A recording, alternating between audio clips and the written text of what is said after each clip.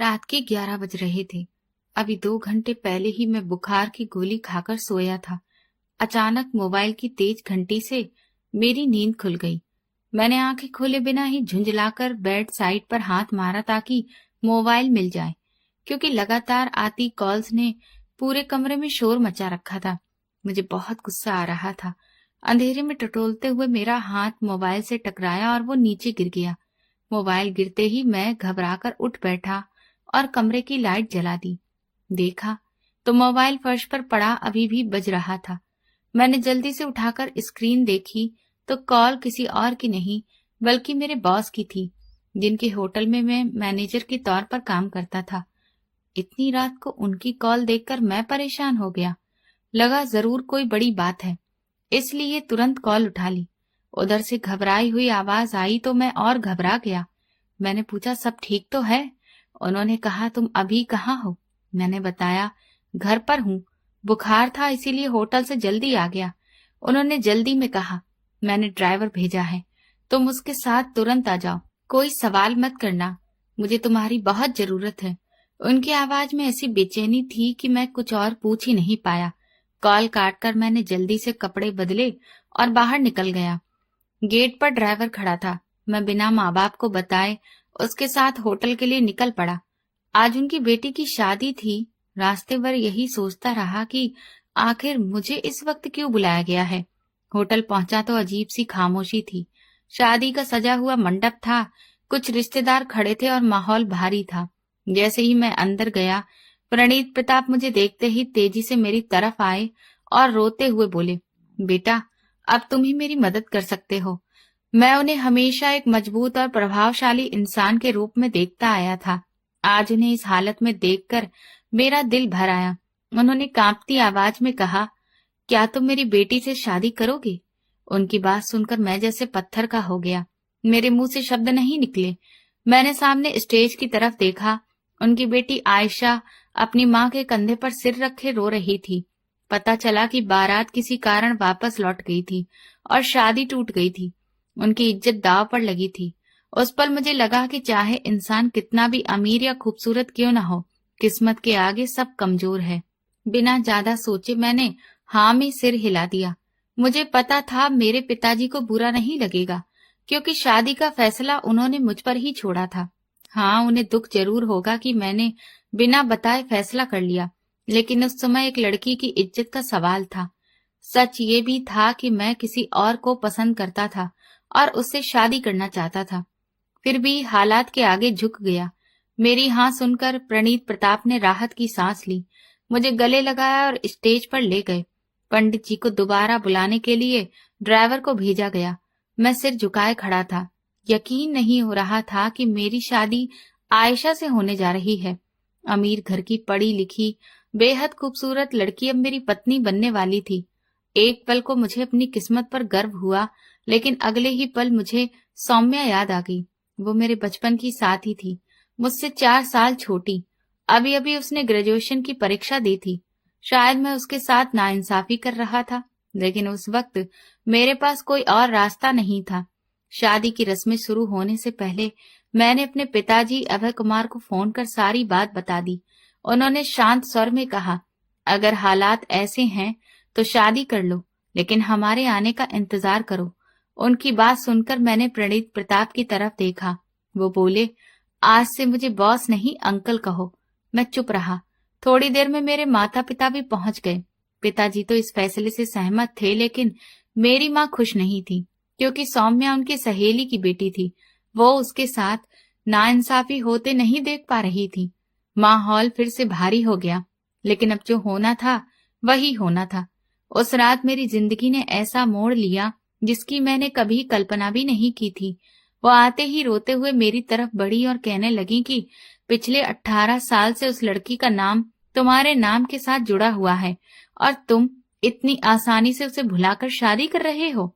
तुम कह रहे हो कि एक लड़की की इज्जत बचाने के लिए ये सब कर रहे हो, लेकिन जो लड़की तुम्हारी अपनी इज्जत है उसे यूं रुलाना तुम्हें ठीक लग रहा है।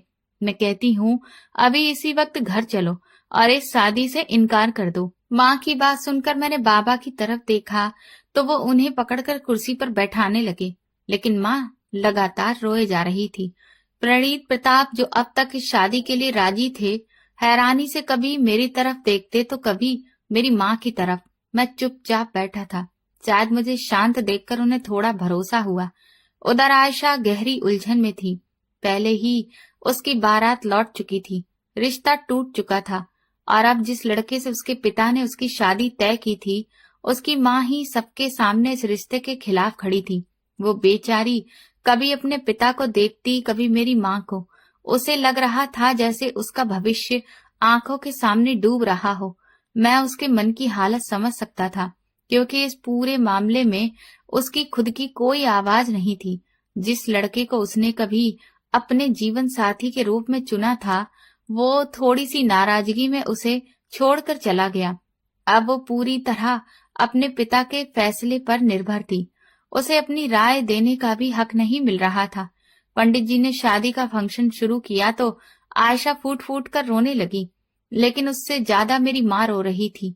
वो ऐसी बहू घर नहीं लाना चाहती थी जो आधुनिकता के नाम पर बड़ों की इज्जत ना करे और जिसे घर गृहस्थी की समझ ना हो। उन्हें लगता था कि पढ़ी लिखी और अमीर घर की लड़कियां घर संभालना नहीं जानती। बार बार कह रही थी कि उसे तो शायद खाना बनाना भी नहीं आता होगा। उनके घर में तो नौकर चाकर होंगे, वो हमारे साधारण से घर में कैसे रहेगी? और सबसे बड़ी बात, मेरा बेटा कभी घर जमाई नहीं बनेगा। माँ को इस रिश्ते से बहुत आपत्तियां थी, लेकिन प्रणीत प्रताप को रोते और हाथ जोड़ते देखकर मैं साफ इनकार नहीं कर सका। शायद मुझ में इतनी हिम्मत ही नहीं थी कि किसी को ना कह सकूं। ये मेरी सबसे बड़ी कमजोरी थी कि चाहे फायदा हो या नुकसान, मैं किसी को मना नहीं कर पाता था। शादी की रस्म शुरू होने से पहले ही माँ ने साफ शर्त रख दी कि उनका बेटा घर जमाई बनकर नहीं रहेगा। इस बात पर प्रणीत प्रताप एक पल को परेशान हुए, लेकिन फिर अपनी पत्नी को समझाकर चुप करा दिया। आखिरकार मेरी और आयशा की शादी हो गई। ये खबर सौम्या के घर भी पहुंच गई। उसकी माँ को इस शादी से कोई खास ऐतराज नहीं था, क्योंकि सौम्या के लिए कई रिश्ते आ रहे थे और सौम्या को माँ अक्सर मेरी वजह से ही मना कर देती थी। हाँ, उन्हें थोड़ा दुख जरूर हुआ, लेकिन उन्होंने हालात को समझते हुए चुप्पी ही बेहतर समझी। लेकिन वो मेरी मजबूरी समझती थी, इसीलिए चुप हो गई। सौम्या भी अभी नासमझ ही थी। उसे भी शायद इस बात का गहराई से एहसास नहीं हुआ। घर के ज्यादातर लोग इस शादी से आधे अधूरे मन से ही राजी थे। मैं खुद अपनी किस्मत के अचानक बदल जाने पर हैरान था। कभी सोचा भी नहीं था कि आयशा से मेरी शादी हो जाएगी। मैंने हमेशा उसे अपने बॉस की बेटी की तरह ही देखा था। आज जब वो मेरी पत्नी बनकर मेरे पास बैठी थी तो दिल में एक अजीब सी खुशी उठ रही थी, लेकिन साथ ही ये भी महसूस हो रहा था कि मैं उसकी पहली पसंद नहीं हूँ। वो सिर्फ अपने पिता की इज्जत और हालात की वजह से इस रिश्ते के लिए मान गई थी। मुझे लगा समय के साथ सब ठीक हो जाएगा, क्योंकि अक्सर औरतें अपने पति के साथ खुद को ढाल ही लेती हैं, चाहे शुरुआत में मन से राजी हो या नहीं।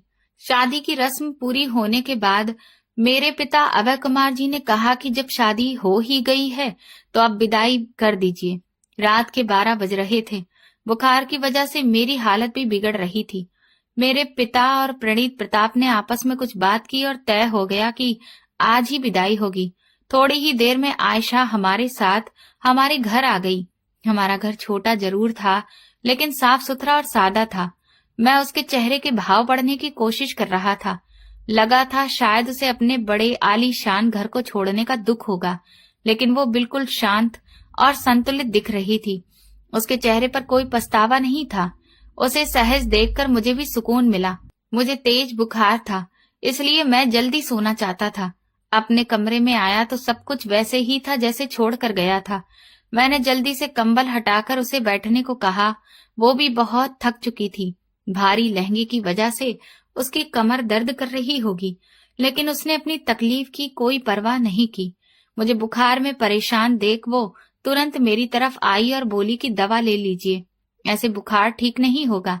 मैंने कहा कि 3-4 घंटे पहले ही दवा ली है, अब थोड़ा आराम कर लूंगा तो ठीक हो जाऊंगा। सुबह ऑफिस भी जाना है, छुट्टी नहीं ली है। वो बोली आप आराम से सो जाइए, ऑफिस की चिंता मत कीजिए, मैं पापा से बात कर लूंगी। मेरे सिर में बहुत तेज दर्द था। मैं अपने हाथों से सिर दबा रहा था कि वो बिना झिझक मेरे पास आकर बैठ गई और मेरा सिर दबाने लगी। वो बिल्कुल मेरे करीब थी। उसके परफ्यूम की हल्की खुशबू कमरे में फैल रही थी। बुखार और थकान की वजह से मेरी आंखें बंद होने लगीं। कब नींद आ गई पता ही नहीं चला। कुछ देर बाद मैंने उसका कंधा हल्के से छुआ तो देखा वो भी गहरी नींद में मेरे पास ही सो चुकी थी। जैसे इस नए रिश्ते को बिना किसी शिकायत के उसने चुपचाप स्वीकार कर लिया हो। वो फौरन घबराकर उठ बैठी और हैरानी से मुझे देखने लगी। फिर जैसे ही उसे सब याद आया, उसके चेहरे पर हल्की सी मुस्कान आ गई। नरमी से पूछने लगी, अब आपकी तबीयत कैसी है? मैंने भी मुस्कुराकर जवाब दिया, अब काफी बेहतर हूँ। लेकिन आपकी कमर में तो दर्द हो रहा होगा। आप सारी रात ऐसे ही बैठी रही, कहीं आपकी तबीयत ना खराब हो जाए। आप जाकर थोड़ा आराम कर लीजिए या कपड़े बदल लीजिए। इतना भारी लहंगा कल से पहना हुआ है, थक गई होंगी। मेरी बात सुनकर आयशा ने बाथरूम के बारे में पूछा, कपड़े उठाए और अंदर चली गई। उसके जाते ही मैं उठा और कमरे में इधर उधर बिखरा सामान ठीक करने लगा। फिर किचन की तरफ गया जहां माँ नाश्ता बना रही थी और चेहरे से साफ था कि वो अब भी नाराज है। मुझे पता था कि वो इस शादी से खुश नहीं है, लेकिन उस समय मेरे पास और कोई रास्ता नहीं था। मैंने पीछे से जाकर उन्हें गले लगाया और मनाने की कोशिश की। उन्होंने कुछ नहीं कहा, बस चुपचाप नाश्ता ट्रे में सजाकर मेरे हाथ में दे दिया कि मैं कमरे में रख आऊं। तभी आयशा तैयार होकर किचन में आ गई और माँ से बोली, आप बैठ जाइए, मैं बाकी नाश्ता बना देती हूँ।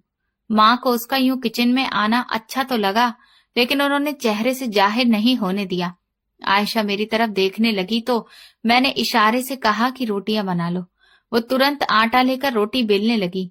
मैं चाहता था कि माँ उसे अपनाए, उससे नफरत ना करे, बल्कि वैसे ही प्यार दे जैसे सौम्या को देती थी। इसके लिए जरूरी था कि आयशा हर बात माने और घर के कामों में हाथ बटाए।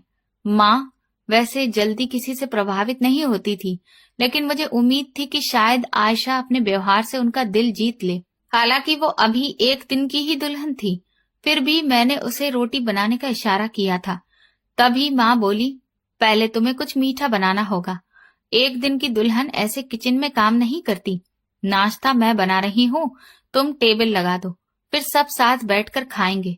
माँ ने जबरन मुस्कुराहट के साथ ये कहा तो आयशा के चेहरे पर सचमुच खुशी आ गई और वो फुर्ती से डाइनिंग टेबल सजाने लगी।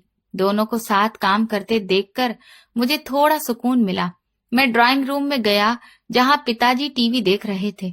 सच कहूं तो हमारे इस अचानक हुए विवाह से अगर कोई सच में खुश था तो वो मेरे पिता ही थे। सबसे ज्यादा खुश अगर कोई था तो वो मेरे पिताजी अभय कुमार थे, क्योंकि पिछले कई सालों से वो मुझे शादी के लिए कह रहे थे और मैं हर बार टाल देता था। मेरी शादी होते ही उनके चेहरे पर अलग ही खुशी थी, जैसे कोई बड़ी चिंता उतर गई हो। हम दोनों बैठकर बातें करने लगे। करीब 15 मिनट बाद आयशा हमें नाश्ते के लिए बुलाने आई। हम टेबल पर बैठे ही थे कि तभी आयशा की माँ भी हमारे घर आ गईं। आयशा तुरंत उठी और अपनी माँ से लिपट गई। हम सब माँ बेटी का वो स्नेह देख रहे थे। हैरानी की बात ये थी कि वो रो नहीं रही थी, बल्कि सच में खुश दिख रही थी। प्रणीत प्रताप भी बेटी को खुश देखकर मेरा धन्यवाद करने लगे। मैंने हल्की मुस्कान के साथ सिर झुका लिया, लेकिन मेरे मन में बहुत से सवाल घूम रहे थे। आखिर उन्होंने अपनी बेटी की शादी मुझसे ही क्यों करवाई? उसकी बारात क्यों लौट गई? वो मेरे मालिक रह चुके थे, इसलिए सीधे सीधे पूछना मुझे ठीक नहीं लगा। मैंने मन ही मन तय किया कि जब हालात सामान्य होंगे तो आयशा से सब जान लूंगा। पहली बार प्रणीत प्रताप हमारे घर आए थे और हमारे साथ बैठकर नाश्ता किया। नाश्ते के बाद उन्होंने कहा कि वो अगले हफ्ते रिसेप्शन रखना चाहते हैं, ताकि सबको साफ पता चल जाए कि उनकी बेटी आयशा की शादी अभिजीत से नहीं बल्कि अभी मुझसे हुई है। ये कहते समय उनके चेहरे पर अजीब सी गंभीरता थी। एक पल को मुझे लगा शायद वो इस शादी से पूरी तरह से खुश नहीं हैं, जबकि इस रिश्ते के लिए उन्होंने ही मुझे मनाया था। उनकी बात मुझे भीतर तक चुभ गई और शायद मेरे चेहरे पर भी झलक गई।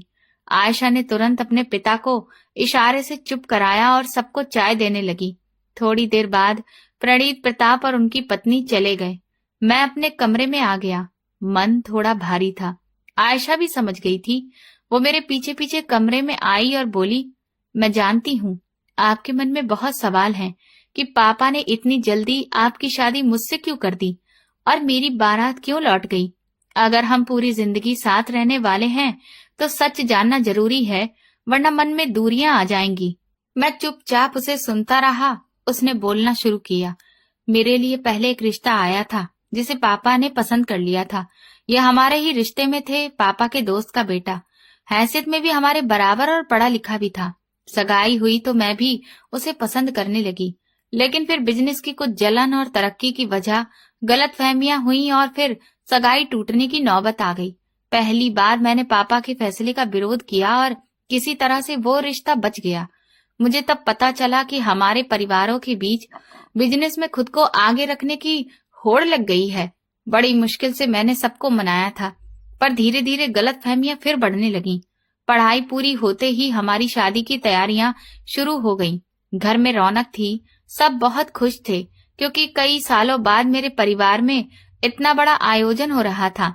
किसी को अंदाजा नहीं था कि शादी वाले दिन सब कुछ अचानक से बदल जाएगा। हमारे यहाँ सालों बाद ऐसा हो रहा था कि किसी लड़की की शादी इतने अच्छे से हो रही थी और जिसमें परिवार के लगभग सभी लोग शामिल भी हो रहे थे। वरना हाल तो ये था कि रिश्तेदार जलन के कारण एक दूसरे का चेहरा तक देखना पसंद नहीं करते थे। शादी वाले दिन जब दहेज और बाकी रस्मों की बात चल रही थी, तभी अभिजीत के पिता सुरेश जी ने अचानक ऐसी शर्त रख दी कि सबके होश उड़ गए। उन्होंने कहा कि शादी तभी होगी जब मेरे पिता प्रणीत सबके सामने उनके पैरों में गिरकर माफी मांगेंगे और अपनी सारी जायदाद उनके बेटे के नाम पर कर देंगे, वरना बारात अभी इसी वक्त वापस लौट जाएगी। ये सुनते ही पापा सन्न रह गए। भरे मंडप में वो क्या जवाब देते। रिश्तेदारों की निगाहें उन्हीं पर टिक गईं। सुरेश अंकल के चेहरे पर घमंड साफ दिखाई दे रहा था।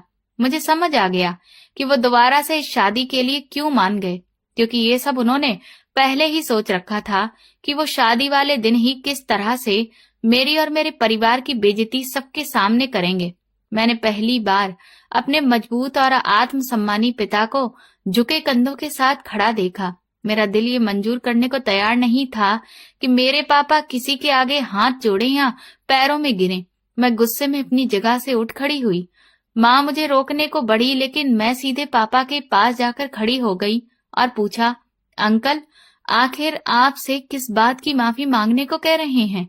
पापा ने भारी आवाज में कहा, मैं जानता हूँ ये किस बात की माफी मांगवाना चाहते हैं, लेकिन सच कह रहा हूँ, तुम्हारी बहन के मरने के पीछे मेरा कोई हाथ नहीं था सुरेश। फिर उन्होंने सबके सामने पूरी बात बताई। सुरेश की बहन किसी और लड़के को पसंद करती थी, पर इसके घर वालों ने हमारा रिश्ता तय कर दिया था। वो मेरे सामने रोई, गिड़गिड़ाई कि मैं इस रिश्ते से मना कर दूं ताकि वो लड़का उसके घर रिश्ता भेज सके। अगर मैं मना नहीं करता तो खानदान वाले जबरदस्ती उसकी शादी मुझसे कराने की कोशिश करते। मैंने उसकी खुशी के लिए रिश्ता ठुकरा दिया ताकि उसके घर वाले उसकी शादी कहीं और कर दें, लेकिन वो लड़का धोखेबाज निकला। उसने उसकी इज्जत से खेला और बुरे हाल में छोड़कर भाग गया। वो किसी को कुछ बता नहीं पाई। जब उसके पास कोई रास्ता नहीं बचा तो उसने शहर की सबसे ऊंची इमारत से, ये कहकर पापा चुप हो गए। फिर बोले, मैं सच कह रहा हूँ सुरेश, मैंने तो उसकी इज्जत और खुशी के लिए फैसला लिया था। अगर मुझे अंदाजा होता कि ऐसा होगा तो मैं कभी मना नहीं करता। मैं ये भी सच बोल रहा हूँ, उसने खुद मुझसे कहा था कि किसी को कुछ ना बताऊं, इसीलिए मैं चुप रहा। पापा बार बार सफाई दे रहे थे, लेकिन सुरेश अंकल की एक ही जिद थी कि वो उनके पैरों में गिरकर माफी मांगे, तभी शादी होगी। मैं रोते रोते पापा से लिपट गई और बोली, मैं सारी जिंदगी आपके साथ रह लूंगी, लेकिन आपको किसी के सामने झुकने नहीं दूंगी। अगर आपने इनके सामने सिर झुकाया तो समझ लूंगी कि आपकी कोई बेटी नहीं थी। मैं आपको अपमानित होते नहीं देख सकती। उससे अच्छा है कि मैं ही मर जाऊं। उस पल पूरा मंडप सन्नाटे में डूब गया था। मेरी बात सुनकर पापा अड़ गए। उन्होंने साफ कह दिया कि वो अपनी सारी जायदाद बेटी के नाम पर तो कर सकते हैं, लेकिन किसी के पैरों में गिरकर माफी नहीं मांगेंगे। पंडित जी हैरानी से सब कुछ देख रहे थे। मंडप में खुसर पुसर शुरू हो गई थी। लोग आपस में बातें कर रहे थे। लेकिन सुरेश अंकल अपनी जिद पर अड़े रहे। उन्होंने ऊंची आवाज में कहा कि जब तक प्रणीत सबके सामने उनके पैरों में गिरकर माफी नहीं मांगेंगे, वो अपने बेटे अभिजीत को फेरे लेने की इजाजत नहीं देंगे। सुरेश अंकल पापा के पास आकर बोले, अगर आज मेरा बेटा बारात वापस ले गया तो बदनामी तुम्हारी बेटी की होगी, फिर कोई भी इससे शादी करने को तैयार नहीं होगा।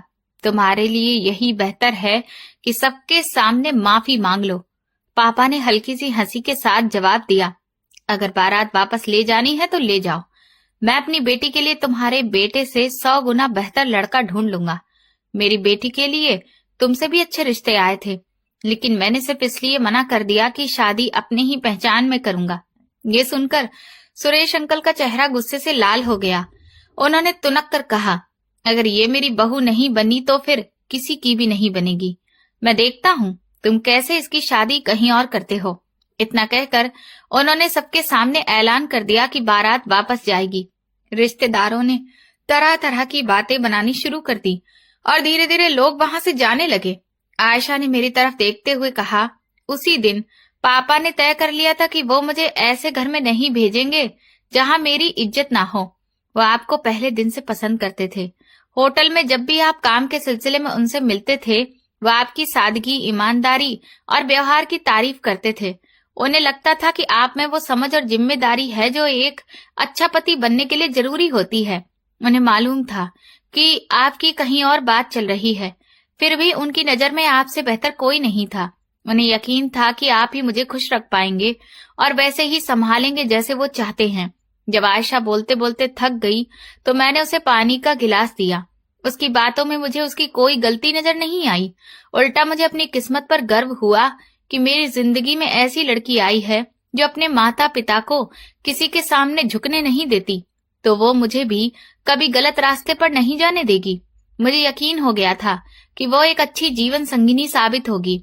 तभी बाहर से तेज शोर सुनाई दिया और हम दोनों चौंक गए। मैं तुरंत कमरे से बाहर भागा, वो भी मेरे पीछे पीछे आई। जैसे ही हम ड्राइंग रूम में पहुंचे तो सामने का दृश्य देखकर हमारे होश उड़ गए। मेरे माता पिता सोफे पर बैठे थे और 2 नकाबपोश लोग उनके सिर पर बंदूक ताने खड़े थे। घर में सामान बिखरा पड़ा था, तोड़फोड़ साफ दिखाई दे रही थी। मेरा खून खौल उठा। मैं उनकी तरफ बढ़ा ही था कि आयशा ने मेरा हाथ कसकर पकड़ लिया और कहा, जोश में मत आइए, अभी समझदारी से काम लेने का वक्त है। पुलिस को फोन कीजिए। मैंने गुस्से में उसकी तरफ देखा और खुद आगे बढ़ गया। इससे पहले कि वो पुलिस को फोन करती, उनमें से एक ने मुझ पर गोली चला दी। गोली मेरे बाजू को छूती हुई निकल गई। दूसरे ने मेरे सिर पर डंडा मारा और मैं लड़खड़ा गया। मेरी आंखों के सामने सब धुंधला होने लगा। उसी अफरा तफरी में वे लोग आयशा को जबरदस्ती घसीट कर बाहर ले गए। माँ बाप चीखते रह गए, लेकिन कोई कुछ नहीं कर सका। माँ ने तुरंत प्रणीत प्रताप को फोन किया। वो अपने गार्ड्स के साथ हमारे घर पहुंचे। जब उन्हें पता चला कि मुझ पर हमला हुआ है और आयशा को उठा ले गए हैं, तो उनका चेहरा गुस्से से भर गया। उन्होंने कहा, ये काम और किसी का नहीं, सुरेश का है। उसने दुश्मनी की शुरुआत की है। अब मैं उसे दिखाऊंगा कि प्रणीत प्रताप कौन है। उन्होंने तुरंत पुलिस को सूचना दी। कुछ ही देर में पुलिस की गाड़ियां घर के बाहर आ गईं। इंस्पेक्टर ने आयशा की तस्वीर ली और टीम के साथ उसे ढूंढने निकल गया। अभी तलाश शुरू ही हुई थी कि प्रणीत प्रताप के फोन पर सुरेश का कॉल आया। उसने ठंडी आवाज में कहा, अगर अपनी बेटी की जान प्यारी है तो अभी भी वक्त है। मेरे पास आकर माफी मांग लो, वरना तुम्हें बेटी की लाश भी नहीं मिलेगी। उसकी बात सुनकर मेरे अंदर फिर गुस्सा भड़क उठा। मैंने तुरंत उस नंबर को ट्रैक करने की कोशिश की तो पता चला कि वो शहर से दूर किसी सुनसान इलाके में है।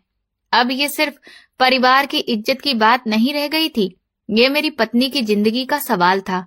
जब मैंने इस बात का जिक्र किया तो प्रणीत अंकल कहने लगे, मुझे मालूम है वो कहाँ होगा। यकीनन वो उसे अपने डेयरी फार्म पर लेकर गया होगा। जल्दी चलो, हम वहीं पर चलते हैं और पुलिस को भी खबर कर देते हैं। मैंने सिर हिलाकर हामी भरी और तुरंत गन उठाकर उसे लोड किया। फिर मैं प्रणीत अंकल के साथ ही अभिजीत के डेयरी फार्म हाउस की तरफ निकल पड़ा। जैसे ही हम अभिजीत के इलाके में पहुंचे, बंदूक की गोलियों ने हमारा स्वागत किया। शुक्र था कि हमारी गाड़ी बुलेट प्रूफ थी, वरना गाड़ी में बैठे हम सब लोग अपनी जान से हाथ धो बैठते। पुलिस को भी पहले ही सूचना दे दी गई थी। जैसे ही हम उनके डेयरी फार्म हाउस के पास पहुंचे, सामने ही अभिजीत अपने पिता सुरेश के साथ खड़ा दिखाई दिया। आयशा को कुर्सी से बांधा गया था और उसके मुंह पर टेप लगी हुई थी। हमें देखते ही वो कुछ कहने की कोशिश करने लगी।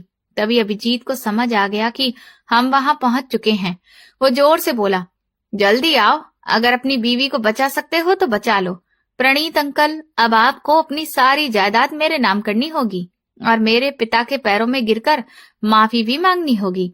इसके अलावा ये लड़का आयशा को तलाक देगा और मैं उससे शादी करूंगा। उसकी बातें सुनकर मेरा खून खौल उठा, क्योंकि वो बार बार मेरी पत्नी का नाम लेकर मुझे उकसा रहा था। मैंने खुद को शांत रखने की कोशिश की और उसकी बातों को नजरअंदाज किया। इससे पहले कि वे लोग हम पर कोई दबाव डालते, मैं तुरंत अपने पेशेवर अंदाज में आ गया।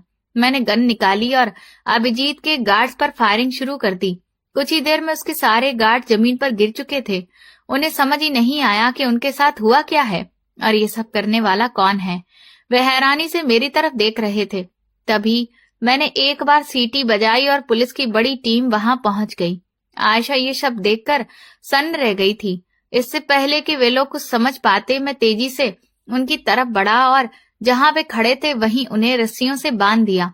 मेरा ये रूप देखकर वे इतने हैरान थे कि सदमे से बाहर ही नहीं आ पा रहे थे।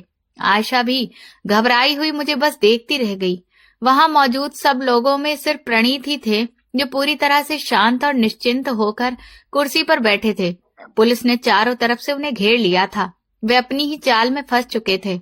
मैं कई दिनों से अभिजीत पर नजर रखे हुए था ताकि उसके खिलाफ पक्के सबूत जुटा सकूं और उसे जेल भिजवा सकूं, क्योंकि इन दिनों उसके हौसले बहुत बढ़ गए थे और वो खुद को कानून से ऊपर समझने लगा था, जैसे ये जमीन आसमान उसके बाप की जागीर हो।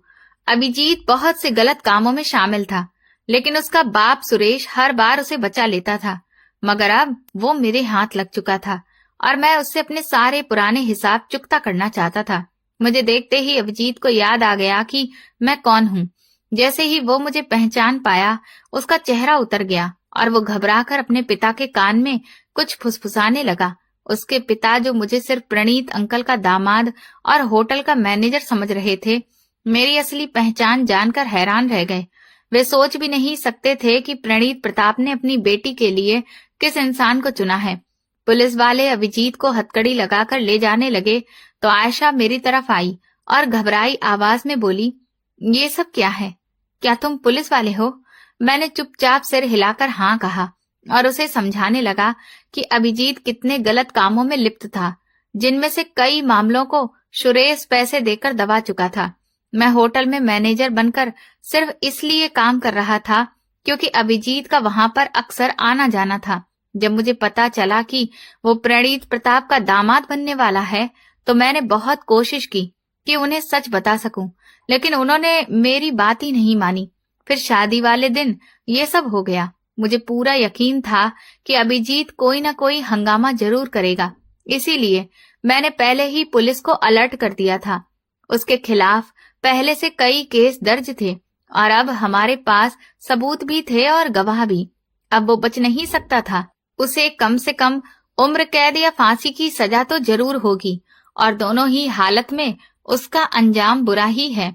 उसने ना सिर्फ शहर में नशे का धंधा फैलाया, बल्कि कई लड़कियों की तस्करी में भी उसका हाथ था। ये कहते हुए मैंने सुरेश की तरफ देखा, जो रोते बिलखते मेरी ओर बढ़े और बोले, मेरे बेटे को छोड़ दो, तुम जो चाहो मैं तुम्हें दे दूंगा, बस मेरे इकलौते बारिश को बख्श दो, वो बेगुनाह है। उनकी बात सुनकर मैं जोर से हंस पड़ा।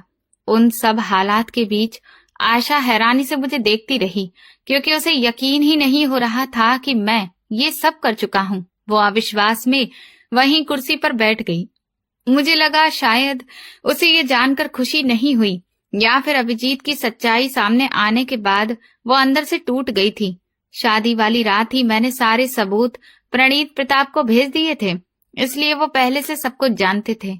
यही वजह थी कि उन्होंने बारात लौटा दी और उसी वक्त अपनी बेटी की शादी मुझसे करने का फैसला कर लिया। मुझे पता था कि मेरी माँ की सहेली अपनी बेटी सौम्या की शादी मुझसे करवाना चाहती थी, लेकिन हालात ने सब कुछ बदल दिया। पर हकीकत ये थी कि सौम्या के पापा हमारे रिश्ते से खुश नहीं थे, क्योंकि वो सौम्या की शादी किसी बड़े और ऊंचे घराने में करना चाहते थे। हर तरफ से सौम्या और मेरे रिश्ते में रुकावटें आ रही थीं। तब मुझे यही सही लगा कि आयशा और मेरी शादी हो जाए। प्रणीत प्रताप भी अंदर से यही चाहते थे और आयशा को भी कोई खास ऐतराज नहीं था। वो पहले भी अपने पिता के फैसले के आगे सिर झुका चुकी थी और इस बार भी उसने कुछ नहीं कहा। मामला सुलझाकर जब हम लोग घर लौटे तो मेरी माँ घबराई हुई रोते रोते मेरी तरफ आई और बोली, तुम ये खतरे वाली नौकरी छोड़ दो, कोई और काम कर लो। अब मैं तुम्हें ये नौकरी नहीं करने दूंगी। हर वक्त मुझे तुम्हारी चिंता ही लगी रहती है। मैं बूढ़ी औरत कब तक यूं ही डरती रहूंगी। माँ को रोते देख मैं उनसे लिपट गया। आयशा अभी भी सदमे में ही थी। वो बिना कुछ बोले सीधे अपने कमरे की तरफ चली गई, जबकि माँ उसे पीछे से आवाज देती रही। मुझे समझ आ गया था कि वो खुश नहीं है। अपने पति की सच्चाई जानकर उसे गहरा झटका लगा था। वो चाहती थी कि मैं उसे पहले ही बता देता कि मैं क्या काम करता हूँ। उसे लग रहा था कि मैंने उससे झूठ बोला है, जबकि सच तो ये था कि मुझे उसे कुछ बताने का मौका ही नहीं मिला। माँ को समझाने के बाद मैं कमरे में गया तो देखा वो बिस्तर पर बैठी चुपचाप रो रही थी। मैं उसके पास ही बैठ गया और धीरे से पूछा, क्या तुम इस शादी से खुश नहीं हो या मैं तुम्हें पसंद नहीं आया? वो रोते हुए बोली, मुझे अभिजीत से ऐसी उम्मीद नहीं थी। एक दो बार मुझे उस पर शक हुआ था, लेकिन हर बार उसने बात घुमा दी। और आपने भी मुझसे इतना बड़ा सच छुपाया। आपने कहा था कि आप होटल में मैनेजर हैं, जबकि आप तो पुलिस में हैं। आपने मुझसे ये बात क्यों छुपाई? क्या मर्द ऐसे ही होते हैं? उन पर कभी भरोसा नहीं करना चाहिए। ये कहकर वो फूट फूट कर रोने लगी। उसकी बातें सुनकर मुझे सच में बहुत बुरा लगा। शायद मुझे पहले ही दिन सब कुछ बता देना चाहिए था, लेकिन अब पछताने से क्या होता। मैं उससे माफी मांगने लगा। तभी उसकी माँ का फोन आया। वो फोन उठाने के लिए कमरे से बाहर चली गई। मैं वहीं बिस्तर पर लेट गया। आयशा सच में बहुत अच्छी लड़की थी।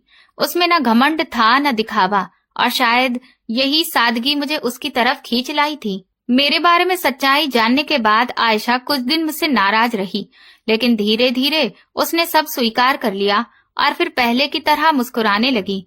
अगले दिन हमारा रिसेप्शन था। उस दिन वो इतनी सुंदर लग रही थी कि मैं अपनी किस्मत पर हैरान था कि मुझे ऐसी पत्नी मिली है। खूबसूरत होने के साथ साथ वो समझदार भी थी और बेहद आज्ञाकारी भी। वो मेरी हर बात मानती थी। प्रणीत प्रताप ने मुझे कई बार कहा कि मैं पुलिस की नौकरी छोड़कर होटल और उनके कारोबार पर ध्यान दूं, लेकिन मैंने साफ मना कर दिया। मैंने उनसे कहा कि ये नौकरी सिर्फ काम नहीं, मेरी चाहत है, मेरा सपना है, जिसे मैं मरते दम तक नहीं छोड़ सकता। हाँ, नौकरी के साथ साथ मैं आपके कारोबार में भी हाथ बटा दूंगा।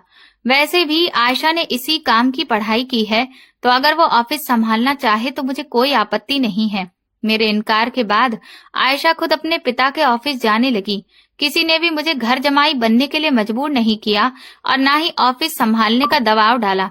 प्रणीत प्रताप ने भी कभी ये भी नहीं कहा कि उनकी बेटी को ससुराल में सारी सुविधाएं नहीं मिल रही, इसीलिए वो उसे नया घर या महंगी चीजें दिला दे। वे अपनी बेटी को खुश देखकर ही संतुष्ट थे। अगर वो खुश हैं और उसे किसी चीज की कमी नहीं है तो सब ठीक है। जिन चीजों की जरूरत थी वो मैं खुद ही ले आया था। हमने दहेज लेने से साफ इनकार कर दिया था। प्रणीत प्रताप ने अपनी सारी संपत्ति बेटी के नाम कर दी थी। वो तो चाहते थे कि सब कुछ मेरे नाम कर दे, लेकिन मैंने मना कर दिया क्योंकि उस पर मेरा कोई हक नहीं था। आयशा एक अच्छी बहू की तरह मेरी माँ की भी सेवा करती थी और मेरा हर तरह से ख्याल रखती थी। मैं भी उसके हर काम में हाथ बटाता था। यूं ही जिंदगी के सुनहरे दिन गुजरने लगे। एक दिन पता चला कि मैं पिता बनने वाला हूँ। मुझसे ज्यादा खुशी ये खबर सुनकर प्रणीत प्रताप को हुई। मैंने आयशा से कह दिया कि अब वो ऑफिस नहीं जाएगी। जब भी जरूरत होगी मैं खुद जाकर अंकल की मदद कर दूंगा। उसने बिना किसी बहस के मेरी बात मान ली और ऑफिस जाना छोड़ दिया। अब उसकी जगह मैं जाने लगा। नौकरी और कारोबार दोनों संभालना आसान नहीं था, लेकिन नामुमकिन भी नहीं। प्रणीत प्रताप हर कदम पर हमारा साथ दे रहे थे। देखते ही देखते समय बीतता गया और आज मैं 3 बच्चों का पिता हूँ। एक खूबसूरत और खुशहाल परिवार मेरे पास है, जो हर इंसान का सपना होता है। अब मुझे और क्या चाहिए? दोस्तों, अगर आपको ये कहानी पसंद आई है और आप किस शहर से ये कहानी सुन रहे हैं, कमेंट करके जरूर बताएं। वीडियो को लाइक करें, हाइप दें और ज्यादा से ज्यादा शेयर करें। चैनल पर नए हैं तो सब्सक्राइब करें और नोटिफिकेशन बेल दबाएं ताकि अगली अपडेट सबसे पहले आपको मिले। ये कहानी केवल मनोरंजन और सामाजिक संदेश देने के उद्देश्य से प्रस्तुत की गई है। इसमें दिखाए गए सभी पात्र, घटनाएं और स्थान काल्पनिक हैं। इनका किसी भी वास्तविक व्यक्ति, स्थान या घटना से कोई संबंध नहीं है। यदि किसी व्यक्ति या घटना से कोई समानता दिखाई देती है तो वो मात्र संयोग माना जाएगा।